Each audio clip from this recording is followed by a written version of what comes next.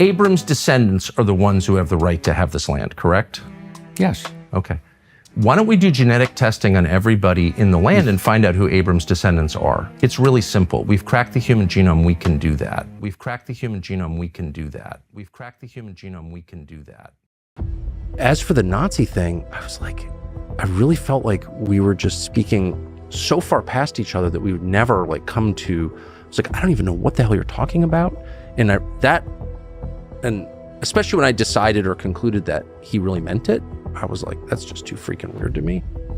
It's almost like, yeah, I can think of many other examples where you're interviewing someone else, say something that's like, I was interviewing a guy one time and he started talking about the black Israelites and we're the real Jews. And I was like, and it wasn't on camera, but I was like, it was so far out to me that I was like, we'll never kind of understand common terms on that.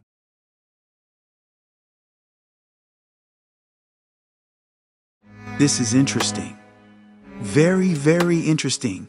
You just heard Tuckercarlson say, quote, I was interviewing a guy one time and he started talking about the black Israelites and we're the real Jews. And I was like, it wasn't on camera, but I was like, that was so far out to me that I was like, we'll never kind of understand common terms on that. Who was he referring to in that clip you just watched? Initially, I believed Tuckercarlson was referring to the leaked footage from his interview with Ye, but I later realized I was mistaken. I want to thank everyone who forwarded me the actual footage from an off-camera interaction he had with a Hebrew Israelite camp known as GMS, which is based in New York City. Before I continue, I want to make something clear. Not all Hebrew Israelites are part of or affiliated with any camp. Being a Hebrew Israelite is not a religion, unlike what is commonly described as being a so-called Jew. A Hebrew Israelite refers to bloodline descendants of the ancient Israelites. The label Black Hebrew Israelites functions much like the label Black Identity Extremists. I would like to ask Mr. Chair unanimous consent to enter this report into the record, which is Black Identity Extremists likely motivated to target law enforcement officers. I believe earlier you said you were not familiar with the report, is that correct? Well, I haven't read it. I know some of the alleged targeting of officers by Okay, so I would group. like to know, and I'll ask you about that in a minute. So you are somewhat familiar with it. Who had the power in your department to order a report like this? I'm not sure how that report got ordered. I don't believe I explicitly approved it or directed it. Okay, so you haven't necessarily read the report, but you are familiar with the term Black Identity Extremists? Well, I think so, yes. So can you tell me what that term means to you? Do you believe that there is a movement of African Americans that identify themselves as Black Identity Extremists, and what does that movement do? Well, it'd be interesting to see the conclusions of that report, but I'm aware that there are groups that do have an extraordinary commitment to their racial identity, and some have transformed themselves even into violent activists. Are you aware of white organizations that do this as well? Given that white supremacy is well-documented, well-researched movements such as the neo-Nazis, the Ku Klux Klan, etc., are they white identity extremists? I didn't follow that question, please, again. Is there a term or a report on white identity extremists? You mentioned you were familiar with black people who identify with their racial identity. Yes, but it's not coming to me at this moment. Not coming to you? It's certainly a group such as the Ku Klux Klan. Yes, and then the skinhead movements, but there's a racial identity white movements that have been identified for sure. So has the FBI done a report on white identity extremists that are likely motivated to target law enforcement officers? Is there such I'm not a aware of that. Both are strawman terms that have been promoted through government agencies and amplified by religious institutions such as Christianity, Catholicism, Judaism, and Islam, along with advocacy organizations like the ADL. These labels are used to construct a simplified and often misleading narrative that can then be easily criticized or dismissed. The reality is that within this awakening, Hebrew Israelites do not refer to ourselves as Black Hebrew Israelites. That label was created externally and applied broadly in order to frame the movement in a particular way. For clarity, I am not affiliated with any of the camps. The thoughts and opinions expressed in the upcoming clip do not reflect the views, beliefs, or positions of this platform, We Woke Now. With that said, here is the video of that interaction. I know you're from somewhere, right? You know, news cancer. Yeah, he's from the news. What is it? You know about us. Are you Jewish? Are you Jewish? What are you? Italian? Christian. Oh, really? What does the word Christian mean? No, someone who follows Christ. Okay, good. He says someone who follows Christ. You talking about the Christ in the Bible? I think so, yeah. Okay, what color is that Christ? No idea. No idea. So you don't read the Bible? Yeah, I've read the whole thing, actually. You read the whole Bible? Yes, I did. So then you would know the color of Christ. I don't remember that being mentioned. I may have missed it. Give me that. Since he missed it, we're going to refresh his memory. Since he read the whole Bible. Revelation chapter 1, verse 13. And in the midst of the 7 candlesticks, one like unto the Son of Man, clothed with a garment down to the foot. That's John the Revelator seeing a vision of the Lord coming down from heaven. Clothed with the garment down to the foot, and girt about the neck with the golden girdle. His head and his hairs were white like wool, as white as snow, and his eyes were as a flame of fire, and his feet like a fine brass, as if they burned in the furnace, and his voice as the sound of many waters. Now go back to his hair. His head and his hairs were white like wool. What does it mean by his head and his hairs were white like wool? What do you think?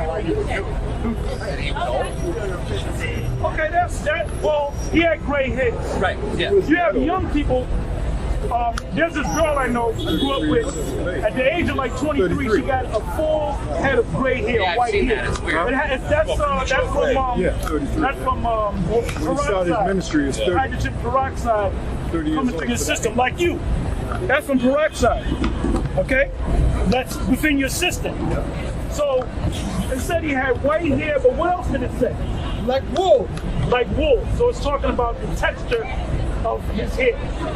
Who has woolly hair? You don't know who has woolly hair? Come on. Does this hair look? Hold on, wait on. This is the perfect example. Does this hair look woolly to you? Yeah. Okay, good. So what would you say when you read that all over again? Read it again. His head and his hairs were white like wool. Meaning his head and his hairs, the hairs on his face because they wore beards because that was pursuant to the law, Right. and the hair on the top of his head was also white and woolly. What people do you know on the planet Earth have woolly hair? Africans. Okay, good. So you're saying that the blacks in this country, the so-called Negroes, are you saying that they're Africans? Descent. No, they're Americans. But so-called. But are you saying that the so-called the Negroes, the African Americans, Right. all right, are you saying that they descend from Africa? Yes. I'm cutting to the chase Why am I going? because you're an Edomite. What's your nationality? American. That's not a nationality. What's your national origin? No idea. I was born in California. Okay, what was your father? Was he Irish? Okay, so I guess he may be Irish, right? He's not Irish. Is he Jewish? Swedish. Well, you better hope that you're an Israelite. But anyway, give me Isaiah 14:1. Wait, but why am I going in this? If you're a so-called white man, if your line goes back to the Edomites, do you know anything about Edom or Esau? Yeah. So what do you know about Edom or Esau? Well, Esau. He knows about Edom. I'm pretty surprised if he knows about that. Brother Esau?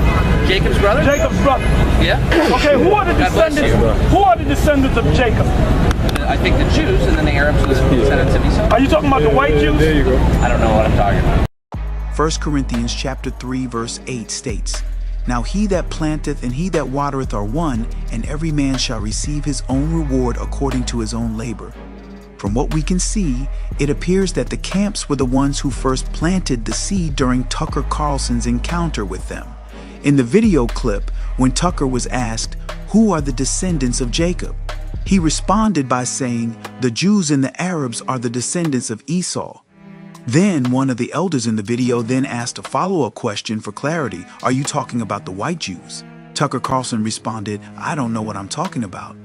Who are the descendants of Jacob? I think the Jews, and then the Arabs are the descendants of Esau. Are you talking about the white Jews? There you go. I don't know what I'm talking about. In that exchange, it was the Hebrew Israelite Camp GMS that introduced the question regarding the authenticity of the people commonly referred to as the white Jews, or the Israelis who currently occupy the land of Israel. In other words, they planted the seed. Later, figures such as Ye and Candace Owens brought further attention to the conversation, effectively watering that seed. And as the scripture says, it is the Most High who gives the increase as more people began questioning the historical and genealogical claims surrounding the community, commonly known today as the Jewish people, whom I refer to as the 1948ers.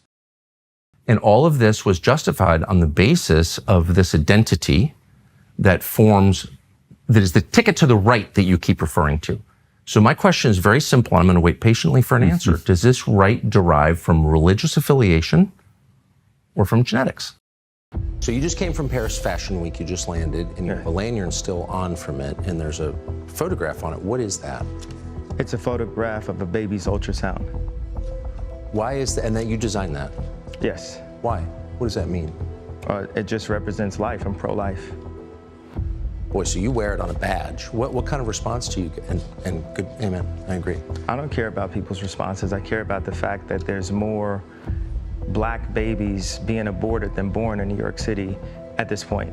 That 50% of black death in America is abortion. So I really don't care about people's responses. I perform for an audience of one, and that's God. I'm starting to see why they want to make you be quiet. When did you start to feel this way? When did you start to realize this? Why would Tuckercarlson say to Kanye West or Ye, I'm starting to see why they want to make you be quiet? Think about that. Ye made a number of provocative statements, but what was it that caused Tuckercarlson to respond that way? Now listen to the unaired leaked footage from that same interview. It provides clarity as to why Tucker made that comment. Planned Parenthood was made by Margaret Sanger, a known eugenics, with the KKK to control the Jew population. When I say Jew, I mean the 12 lost tribes of Judah, the blood of Christ, who the people known as the race black really are. Again, Ye said, quote, Planned Parenthood was by Margaret Sanger, a known eugenicist with the KKK, to control the Jew population. When I say Jew, I mean the 12 lost tribes of Judah, the blood of Christ, who the race, the people known as the race black really are. Now, before some of you rush to post emotional or hostile comments, pause for a moment and really listen to what Dr. Stephen Pidgeon, CEO of Sefer Publishing Group, the publisher of the Sefer translation of the Bible, has stated regarding the origins and intent of Planned Parenthood. Hitler was, and the Nazis, of course, expanded on Margaret Sanger's approach to eugenics, right? Eugenics was a movement that was born in the United States under hard doctrines of racism, with the intent of eliminating the tribe of Judah in the African-American community in this country, right? To eliminate them.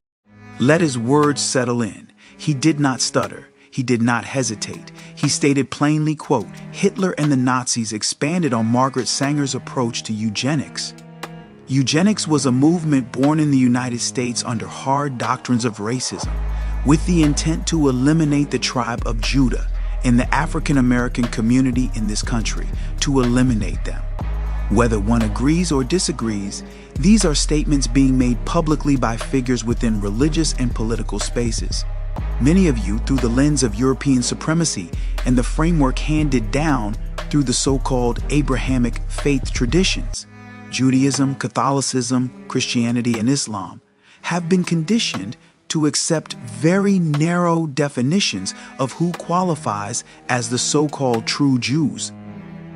You may accept modern Arabs, you may accept modern Palestinians, most of whom trace lineage through centuries of Turkic Ottoman and Turkic Arab migrations.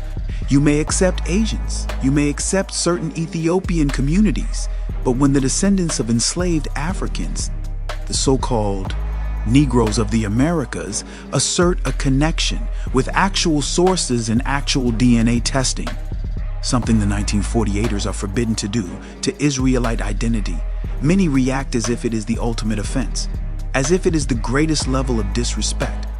Why? That reaction itself is worth examining. This is a trainer, but come to find out, he's actually Canadian intelligence, but this is my trainer. So this shows you the kind of handlers that are around the superstars in California, right? So it says, I'm going to help you one of a couple ways. First, you and I sit down and have a loving and open conversation, but you don't use cuss words. And everything that is discussed is based in fact, and not some crazy stuff that dumb friend of yours told you or you saw in a tweet. Second option, I have you institutionalized again, where they medicate the crap out of you and you go back to zombie land forever. Play date with the kids just won't be the same. This is the way a Hollywood trainer was talking to me to force me to go and apologize. You think about if Harley was part of intelligence, right? What kind of people you think are surrounding my kids? What kind of people you think are in that house? But very few people took that claim seriously. In fact, it was exactly the kind of thing a crazy person would say. My trainer drugged me into submission. He's trying to make me into a zombie. Right. Sure he did. Have another olanzapine shot, Kanye. You look tired. So that's where the story stood until the other day. Nobody believed Kanye West. Then West posted something remarkable on Twitter, which for some reason virtually all of American media ignored, which is odd because media outlets are not usually in the business of ignoring remarkable things, but they did. And what he posted was a picture of a text exchange that he had had with Harley Pasternak. Pasternak was explaining that West had better stop saying, quote, crazy stuff. In other words, he'd better get back on script, or else he would be severely punished. Quote, second option, if you don't shut up, quote, I have you institutionalized again, where they medicate the crap out of you and you go back to zombie land forever. Play date with the kids just won't be the same. Try if you can to imagine a more sinister threat than that, a more chilling threat than that. Do what I say or I will turn your brain to mush. I will destroy your relationship with your own children. I will send you back to, quote, zombie land forever. Effectively, I'll kill you. Now keep in mind, this is from West's, quote, trainer, not his physician. This is the guy he'd hired to help him do squats. A trainer? Really? Did they talk like that at your gym? Probably not. So what's going on here exactly? Well, according to his bio, Harley Pasternak, who is not denied writing these texts, once worked for the Canadian military, where he participated in experiments that measured the effect of various drugs on the human mind. Is that training relevant to this story? We don't know. We do know that based on this text exchange, which again, Harley Pasternak has not said is untrue or fake, on the basis of that, law enforcement agencies definitely ought to be looking very closely at Harley Pasternak, who, by the way, apparently has dozens of other celebrity clients, some of whom seem to be out there campaigning. Based on these texts, this looks like a crime. Why is no one investigating it? The fact that no one is investigating it tells you a lot. Regardless of how many of you may feel about Ye, you cannot deny that his words and actions triggered a noticeable shift in the public narrative surrounding the 1948ers. The real question is this: what did Ye say to Tuckercarlson off the record that caused such a dramatic shift? Was it simply the leaked footage that we all saw, or was there more said behind the scenes that never made it to the public? Whatever it was, something changed. Tuckercarlson went from downplaying the conversation, saying, I was interviewing a guy one time and he started talking about the black Israelites and we're the real Jews. And I was like, and it wasn't on camera, but I was like, it was so far out to me that I was like, we'll never kind of understand common terms on that. now to publicly raising questions that he had never raised before. He moved from dismissing the claim as far out to suggesting that the Jewish community as we know it should participate in DNA testing to prove who they are. Abram's descendants are the ones who have the right to have this land, correct? Yes. Okay. Why don't we do genetic testing on everybody in the land and find out who Abram's descendants are? It's really simple. We've cracked the human genome. We can do that. Why don't we do that? Would you be against doing that? Not only did he raise this point in conversation with Mike Huckabee, but he also began questioning the legitimacy of Benjamin Netanyahu's bloodline. If Bibi's family, we know they lived in Eastern Europe. There's no evidence they ever lived here. He's not religious. But in what sense how do we know that? Do you have his family tree? No, we don't. Do you? When I show you what I'm about to show you, your mind will be blown. You're going to be blindsided. Every single Israeli prime minister has a fake name. Did you know that? I was just talking about Ben Gurion. Do you know what his original name is? It's Gruen. Gruen. He changed it to make it sound more Jewish and sound more Middle Eastern. Do you know what Netanyahu's real name is? It's not Netanyahu, it's Milkovsky. This story begins in October 1949, 1 year after Israel's formation. This is when Netanyahu was born, the second child of a historian. His paternal grandfather was a rabbi and a Zionist writer. His name was Nathan Milikowski. Later in life, he Hebraized his surname from Milikowski to Netanyahu, a name which means God has given. This is Yair Netanyahu's DNA test that has been leaked. You can see right there his Y DNA is RM198. Descendants of RM198 come from Poland, Russia, Germany, and other European countries. Does this look Semitic to you? Does this look Middle Eastern? Maybe you will ask, who is Mr. Milikowski? I did ask, and you told me, but I didn't know before. He is Benjamin Netanyahu. This is the real name. Prime Minister or President of Israel. The colonial settler state of Israel. I swear to God, go and look it up. You'll find Milkovsky. That's his real name. These are, remember what Israelis are. Israelis are European Jews. They don't come from Palestine, but they want you to make you believe. They want to make believe and make you believe that they come from this area, that they are indigenous to the land, that they're so Jewish, right? Even though they have no connection. So they change their names. That is not a minor shift. The tone changed, the posture changed, and the framing changed.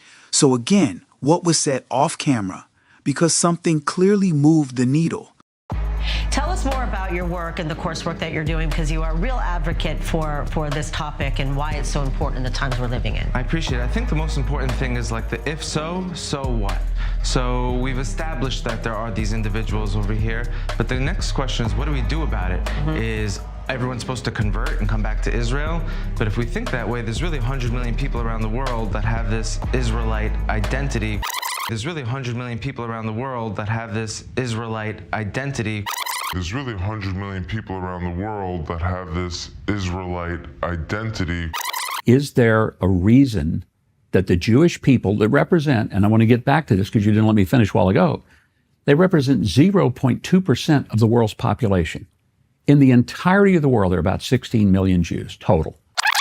In the entirety of the world, there are about 16 million Jews total. There's really 100 million people around the world that have this Israelite identity. 16 million. 100 million. 16 million. There's really 100 million people around the world that have this Israelite identity coming from the tribes. And Israel's, smaller than the size of New Jersey. Is it sustainable to think in the way of having to convert and bring back? And if you look at the Lemba, they don't even want to convert. They said, why are we converting to something we're already part of? The Lembas are the original Hebrews, and they were scattered, as you know, and they crossed into Africa. So they were scattered all over. So in South Africa, in many parts of South Africa, you find the Lembas who are actually Hebrews.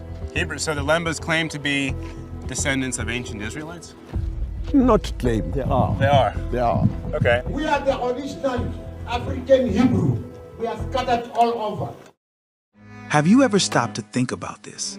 How does a nation that makes it illegal to perform a DNA test without a court order claimed the authority to question everyone else's DNA in order to determine who does or does not have a connection to the ancient Israelites.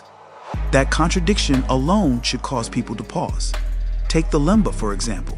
The Lemba of southern Africa have been studied for decades. Genetic research concluded that the men were determined to be descendants of Israel, and within that group of men, a percentage were identified as carrying markers associated with the Levitical priesthood line. My own DNA test results show that I am connected to the Lemba. Yet recognition, acceptance, and official acknowledgement have remained complicated and tightly controlled. Now, listen carefully to what the late Lemba elder, Cohen Hamandishi, explained regarding their experience.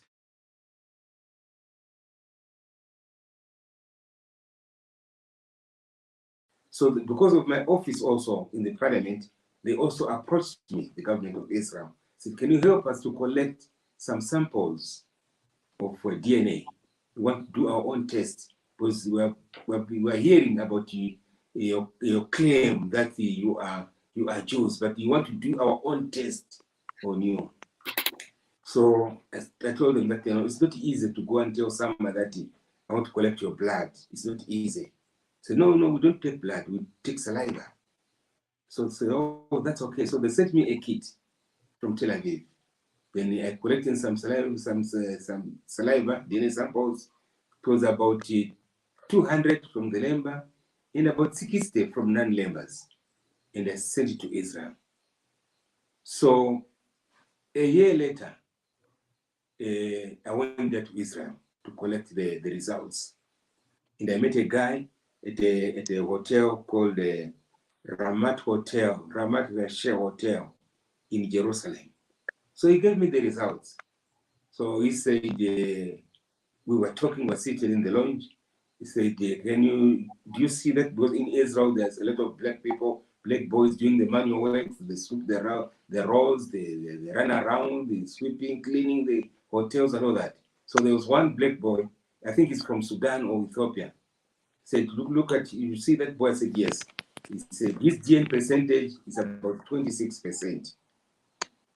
So he said, but with us here, if you look at me, I'm a Jew, but my percentage is 1.5%. That's my DNA percentage. But with those samples we sent to us, they reveal that the Lemba percentage is 70%, 70%.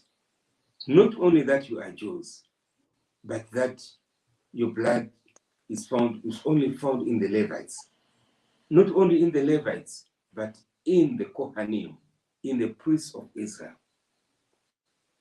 So that's what he told me. Then I thought maybe he was going to give us an official something written that this is our findings. But up to today, they haven't given me the results. He described how testing was conducted multiple times, how the community was not fully provided transparent access to their official results, and how there were attempts to reinterpret or minimize their percentage. According to his account, those efforts did not weaken their case. Instead, subsequent testing increased the percentage indicators rather than reducing them. The broader question remains: why is DNA embraced when it validates certain groups, but restricted or heavily regulated when it raises uncomfortable questions about others? What's your thoughts? Please be respectful with your comments. Also, please click the like, click the notification bell, and subscribe to this channel. Listen, Genesis chapter 11 verse 10 explains the genealogy of Shem. Shem was a black man in Africa. If you repeat this back, Genesis 14 verse 13, Abraham steps on the scene. Being a descendant of Shem, which is a fact, means Abraham too was Abraham, born in the city of a black man called Nimrod, grandson of Ham. Ham had 4 sons. One was named Canaan. Here, let me do some explaining. Abraham, Isaac was Jacob had 12 sons. for real. And these were the children of Israel. According to Genesis chapter 10. These were the children of Israel. According to Genesis chapter 10. These were the children of Israel. According to Genesis chapter 10.